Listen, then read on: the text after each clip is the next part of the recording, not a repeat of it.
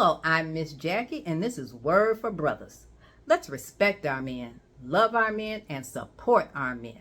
So, God had appeared to Solomon twice to warn him of the consequences for disobedience. But Solomon continued to believe fat meat ain't greasy. Meanwhile, Jeroboam, a capable young man, was head of Solomon's Department of Labor. While on a business trip, a prophet told Jeroboam that God was going to split the kingdom in two. Jeroboam would be king over the 10 tribes, while the house of David would have 2, at least until they got some sense. Worn out, Solomon finally died. Except in regards to women, his son Rehoboam was no better. Arrogant and ignorant is not a good mix. The northern tribes gladly pledged their allegiance to Jeroboam.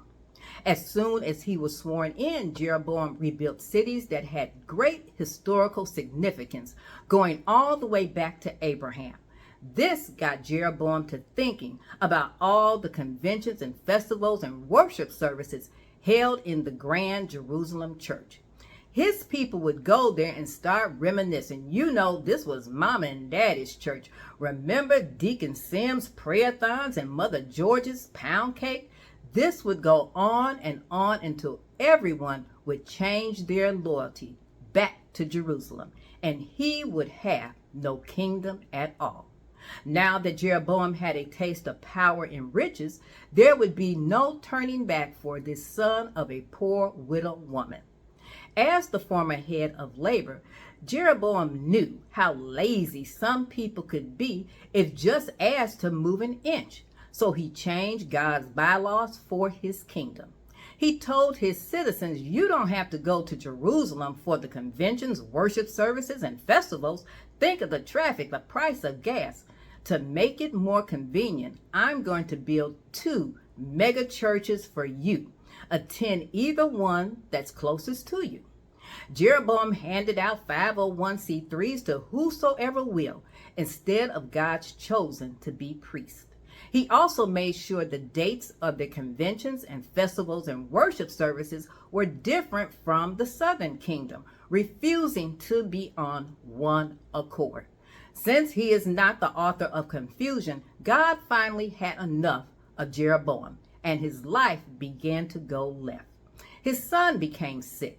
The same prophet who told Jeroboam he would be king prophesied a disastrous whirlwind for him and his family. His son would die, but with honor. But eventually all the men of his family would be taken out. Well, Jeroboam died, and his son Nadab succeeded him, but only for 2 years. Baasha, one of his officers, killed him. Once Baasha took the throne, he wiped out not just the men, but every last person in Jeroboam's family. God is not a man that he should lie. The slaughter of the innocents in Jeroboam's family could have been avoided if Jeroboam had believed what God said instead of what he thought. And let us uplift and praise our men who don't try to outsmart God. They lean not to their own understanding, but trust in his word to keep from falling off a cliff. See ya next time.